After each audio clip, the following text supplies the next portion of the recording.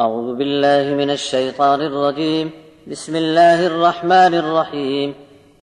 يا أيها الذين آمنوا اتقوا الله حق تقاته ولا تموتن إلا وأنتم مسلمون واعتصموا بحبل الله جميعا ولا تفرقوا واذكروا نعمة الله عليكم إذ كنتم أعداء فألف بين قلوبكم فأصبحتم بنعمته إخوانا وكنتم على شفا حفرة من النار فأنقذكم منها كذلك يبين الله لكم آياته لعلكم تهتدون ولتكن منكم أمة يدعون إلى الخير ويأمرون بالمعروف وينهون عن المنكر وأولئك هم المفلحون ولا تكونوا كالذين تفرقوا واختلفوا من بعد ما جاءهم البينات وأولئك لهم عذاب عظيم يوم تبيض وجوه وتسود وجوه فأما الذين اسودت وجوههم أكفرتم بعد إيمانكم فذوقوا العذاب بما كنتم تكفرون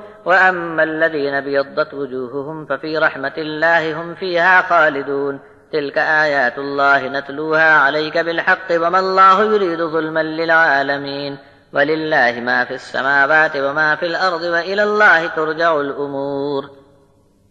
اے ایمان والو، ڈرتے رہو اللہ سے جیسا اس سے ڈرنے کا حق ہے۔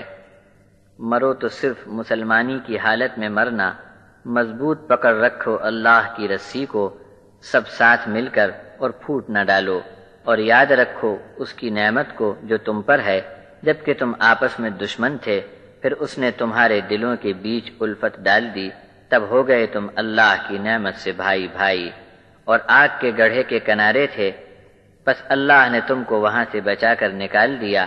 اسی طرح اللہ بیان فرماتا ہے تمہارے لیے اپنی آیتیں تاکہ تم ٹھیک راستے پر چل سکو۔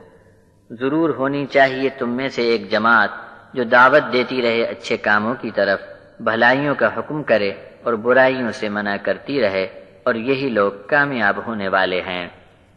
ان لوگوں کی طرح نہ ہو جانا جو پھوٹ کر الگ الگ ہو گئے، ان کے پاس کھلے نشانات آنے کے بعد اختلاف کرنے لگے، یہی وہ لوگ ہیں جن کے لیے بڑا ہی عذاب ہے۔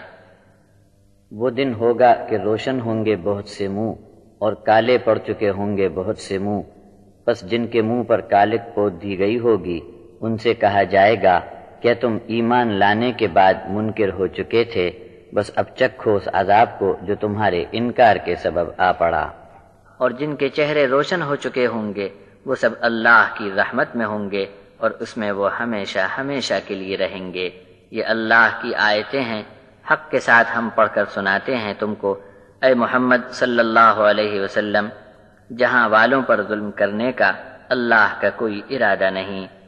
آسمان اور زمین میں جو کچھ ہے سب اللہ کا مال ہے، اور سب کاموں کے انجام اللہ ہی کی طرف لوٹائے جائیں گے۔